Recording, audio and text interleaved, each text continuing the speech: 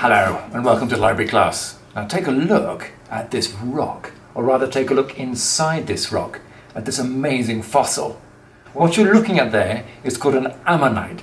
This is a creature that lived in the seas up to about 65 million years ago when they died out along with the dinosaurs. But they existed in the oceans for 200 million years before that. Given that humans have only been around about 6 to 7 million years, these guys have got a lot of history on the planet. Now, fossils, as you've probably seen from your work with Miss Davis over the course of this week, are a fascinating subject and really worthwhile some further investigation. As you might expect, the library has a lot of books on fossils. There's just a few of them, and all of them explain to you how fossils are created using much the same diagram. You guys probably already know this, but fossils were created when prehistoric plants or animals drop into some water or near some water and get covered in a lot of mud and silt. Now over time that mud and silt builds up and gets compressed, squashed into rock, and meanwhile the remains of the animal gets changed into rock as well. They're a slightly different rock to the rock around it. And it's only when you open up what used to be mud and silt that you find inside what used to be the remains of an animal. And they've both turned into rock. Now I'll post a much better explanation of how fossils are created at the end of this clip. But today we're going to be looking at the early history of the study of fossils, because it's only really been about 200 years that fossils have been considered as part of a scientific investigation of prehistoric life on Earth. And it's thanks to the early pioneers of the science of fossils, paleontology, that we have that understanding. One of those pioneers is an amazing woman by the name of Mary Anning, and we're going to learn about her today. She was born in 1799, which puts her right at the end of the 18th century, and to give you a point of reference, she was alive at the same time as our old friend Alexander von Humboldt. What? You mention me again? Well, hello! Nice to see you again. Although Mary Anning was alive at the same time as von Humboldt, and arguably possessed as keen a scientific mind, the two never met, and Mary had few of the advantages that von Humboldt enjoyed. She grew up poor on the south coast of England in a seaside town called Lyme Regis. Her father was a cabinet maker. He made furniture, but that didn't make them much money. They lived in a very small house that they rented down by the sea, and conditions were so bad that every time there was a storm, the house would flood. The storms were not always bad news, however. Sometimes they would knock down sections of the cliff, exposing fossils that had been laid down there during the Jurassic time, 200 million years before. Mary's father, together with Mary herself and her brother Joseph, would walk along the base of the cliffs looking for these fossils. Mary's father would then take them and sell them to tourists as souvenirs for a little bit of extra income. The geology of the cliffs around Lyme Regis is ideally suited for fossils. The rock is relatively fragile and quickly crumbles away to reveal the fossils inside. During the Jurassic period, the whole area had been submerged under the sea, and a lot of the creatures who had been swimming in that sea, or at least their remains, were now trapped in the cliffs waiting to be discovered. When Mary was 11 years old, however, tragedy struck. Her father, already gravely ill, suffered a serious fall from the cliffs while he was looking for fossils and died shortly afterwards. Mary and her family were left without a source of income, so they had no choice but to continue collecting fossils in the hope of selling enough to live from. The following year, however, they had a rare stroke of luck. Mary's brother, Joseph, discovered an ichthyosaur skull in the side of the cliff. And just a few months later, Mary discovered the rest of the skeleton.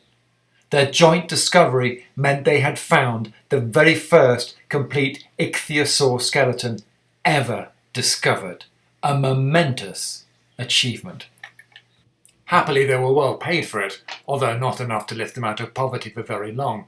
In 1814, their discovery became the subject of the very first scientific paper ever written about an ichthyosaur by a man called Everard Home, although you would have thought he was the person that discovered it, because he didn't mention Mary or Joseph's involvement at all.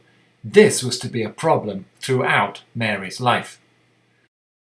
Meanwhile, back in Lyme Regis, Mary continued to look for fossils. She did this by herself, as her brother Joseph was now training to be an upholsterer.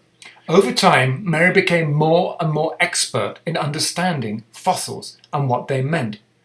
Working independently, she trained herself to be a scientist. Incredibly, in her day, it wasn't possible for women to go to university, and even if she had been able to go, she certainly didn't have the money. Instead, she taught herself everything she needed to know to make close observations and deductions. She even learned French so she could read about the discoveries made by French paleontologists. The work collecting fossils was dangerous, however.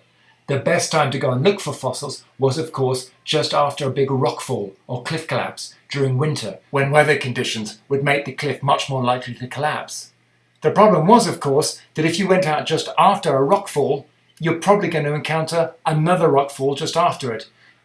Mary was once nearly killed by a large rockfall that sadly did kill her beloved dog.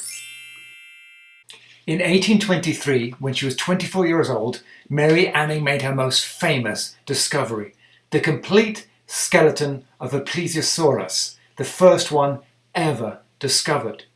It was such an extraordinary find that many scientists at first refused to believe that it was real. But real it was, and Mary was starting to become known as a paleontologist. Because of this, many geologists and paleontologists began to travel to Lyme Regis to work alongside her and be helped by her expertise. Less happily, though, many male scientists wrote famous scientific papers based on Mary's discoveries without giving Mary any credit whatsoever, a state of affairs that used to irritate Mary greatly. One exception, however, was the English geologist Henry de la Beche, who, working with Mary, became friends and realised not only was Mary an extraordinarily talented scientist, but she really did have some financial problems.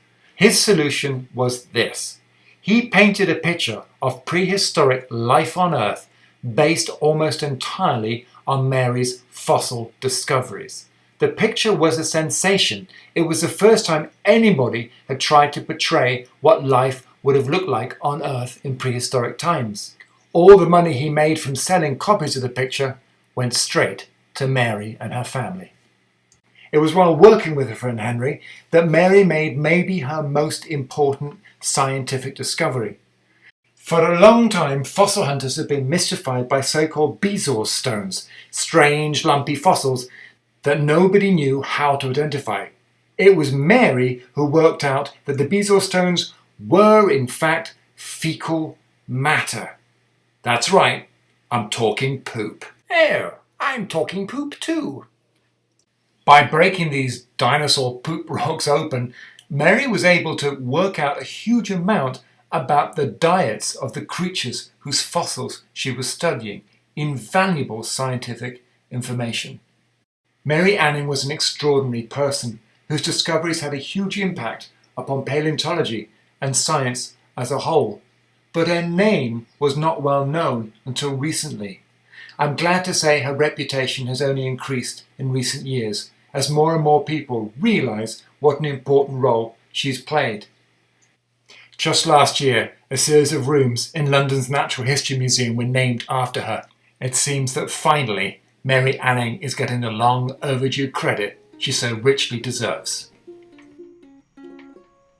That's it for Library Class today. I hope you enjoyed finding out about Mary Anning, a remarkable person. Alright, now just before I go, I do want to share one thing with you, and that is this, which is a link to a much better explanation of how fossils are made than the one I just gave you. Stay safe, keep discovering, keep exploring, and I'll see you next time. Bye bye.